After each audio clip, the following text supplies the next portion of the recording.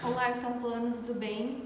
Bom, dando prosseguimento aí, né, às nossas aulas de forma virtual agora, por conta da situação do país, a gente viu nas três primeiras unidades desse bimestre, né, os vertebrados, e comentei com vocês que a quarta unidade ia mudar de assunto completamente, a gente ia entrar na fisiologia humana, tá certo? O primeiro sistema que aparece aí para a gente poder estudar é o sistema digestório, ou também chamado sistema digestivo, né? E esse vai ser o tema da aula de hoje, né?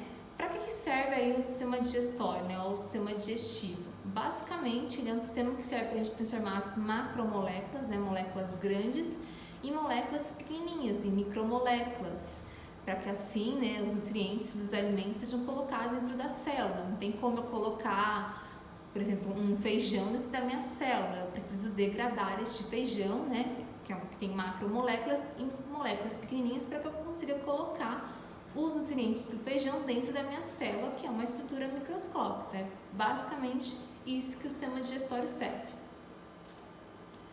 O processo digestório ele se divide em 4 etapas aí. O primeiro processo é a ingestão, depois a digestão, que é essa quebra de macromoléculas em micromoléculas, depois eu vou absorver os nutrientes e depois a egestão, quando eu vou expulsar o que sobrou do processo de digestão. Eu tenho vários órgãos envolvidos aí no sistema digestório, né? Começando aí pela boca, né? Cavidade bucal, depois eu vim para faringe, esôfago, depois tem o estômago, o intestino, né? Nesse caso tem 2 intestinos, o intestino delgado, o intestino grosso, o reto e o ânus, né? E além disso, eu vou ter 2 glândulas acessórias aí, que vão auxiliar o processo de digestão, que é o fígado, certo? Embaixo do fígado tem a vesícula biliar e o pâncreas aí. Cada um desses órgãos a gente já vê um por um aí ao longo das aulas de sistema digestório. Começando aí pela boca, tá? Bom, para que serve a boca, né? A boca é o órgão, né, onde ocorre a mastigação do alimento, é o que eu chamo de digestão mecânica, né?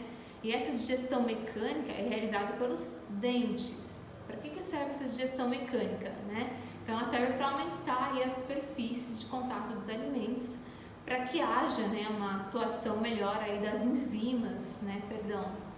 As enzimas são proteínas, né? Mas sim, para que haja uma melhor atuação das enzimas aí, tá bem? No caso do ser humano, eu tenho 4 tipos de dentes, né? Os dentes incisivos, aí os caninos, os molares e os pré-molares, tá?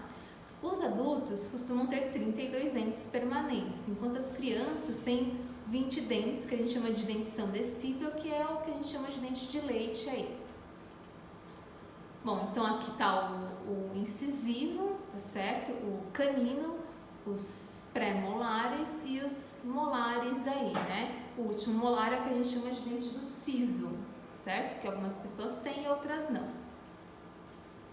Na boca ainda eu tenho a língua, né? Para que serve a língua? Ela movimenta o alimento, né? Ajuda na movimentação do alimento aí. E também detecta o alimento. Como assim detecta o alimento? Para saber se o alimento, por exemplo, está estragado ou não. É a língua que faz isso, né? Além de sentir o paladar, né? Onde tem as papilas gustativas, né? Sentir o que é azedo, o que é doce, enfim.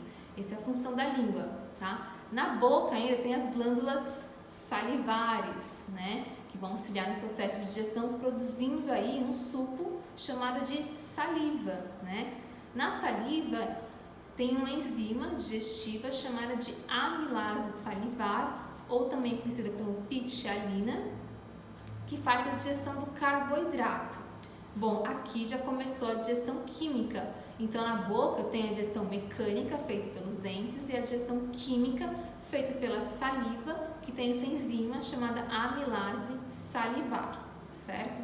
A saliva tem um pH neutro, certo? Vocês vão ver que as enzimas costumam trabalhar em certos pHs, certo? No caso aqui da boca, o pH é neutro. Tá? Aqui eu só queria mostrar as glândulas salivares para vocês, né? Então tem 3 tipos de glândulas que produzem saliva, as parótidas, que ficam aqui quase na bochecha, bem? Eu tenho a sublingual, que fica debaixo da língua, e a submaxilar, que fica aqui debaixo dos maxilares, basicamente, tá? Quando o alimento ele é mastigado, né, agora tudo, eu não vou chamar ele mais de alimento, eu vou chamar ele agora de bolo alimentar, tá certo? E da boca, né, o bolo alimentar ele é enviado para a faringe, que é o próximo órgão aí do sistema digestório, tá certo? Esse órgão aqui. Para que serve a faringe? É uma estrutura basicamente que vai separar o sistema digestório do respiratório. Aqui eu vou colocar um destaque para essa estrutura aqui, um tipo de válvula chamada epiglote, tá? Bom, quando a gente vai engolir o bolo alimentar, né, a epiglote ela vai se fechar, e aí quando ela se fecha, ela fecha a entrada do sistema respiratório. Por quê? Porque não pode ir alimentos para o pulmão, por exemplo, né? O pulmão tem que passar ar, não alimento. Quando ela fecha a entrada, quando ela fecha essa entrada, né, o bolo alimentar passa a ter só um único caminho, né, um único caminho aí. Então ele vai passar por um tubo aí localizado atrás da traqueia, que a gente chama de esôfago, tá? Então aqui, ó, a epiglote, tudo bem? Fechando aí, tudo bem? Então o alimento passa a ter um único caminho, tá certo? Que é o caminho aqui do esôfago em vez de ir para o pulmão, tudo bem? Bom, chegando no esôfago, o que acontece lá, tá? Esôfago, né, que é esse tubo aqui grandão, certo? O esôfago aí ele vai levar o bolo alimentar até o estômago, vai fazer essa ligação aqui, certo? E levar como, né? Por meio de movimentos peristálticos, certo? A partir daqui todos os órgãos envolvidos na digestão vão fazer esse tipo de movimento, certo? O que é esse movimento aí peristáltico? Bem? Aqui, ó, tá? Então, o esôfago ele vai se contraindo e relaxando, tá certo? Até o alimento chegar ao estômago. E do estômago para o intestino, a mesma coisa, o mesmo tipo de movimento, tá certo? Esse tal de movimento peristáltico aí, tá? Chegando lá no estômago, né? O que acontece no estômago? Que é esse órgão aqui em cima tá o fígado, né? O estômago, tá? No estômago aqui, o bolo alimentar vai sofrer a ação de um ácido, né, que é o ácido clorídrico. Ele é um ácido bem forte, né, então o estômago ele é totalmente ácido, né, comentei que as enzimas elas têm um pH próprio para trabalharem. Qual? Né, aqui no estômago, né, que pH próprio que a enzima trabalha? O pH ácido, né? Bom, para que serve esse ácido aí todo, né? Primeiro para matar algumas bactérias que poderiam causar alguma intoxicação alimentar na gente. E, obviamente, né, permitir a ação de uma enzima digestiva, que é a pepsina. A pepsina é responsável por digerir as proteínas, certo? Aqui, ó, as proteínas não são digeridas completamente, tá bom? Nem na boca, né, que era digerido carboidrato, também não é digerido carboidrato completamente, e aqui no estômago, proteínas também não são digeridas completamente. E o processo da digestão, né, vai se completar lá no intestino, certo? Bom, eu chamo de suco gástrico, né, essa mistura aí de ácido clorídrico com a enzima digestiva. As transformações aqui que são sofridas pelo bolo alimentar no estômago, né, ele é conhecido como quimiferação. E agora, né, o bolo alimentar ele é chamado de quimo, certo? É importante ressaltar aqui que no estômago alguns alimentos já são absorvidos, né, alimentos têm moléculas pequenas, como o próprio álcool e a cafeína aí.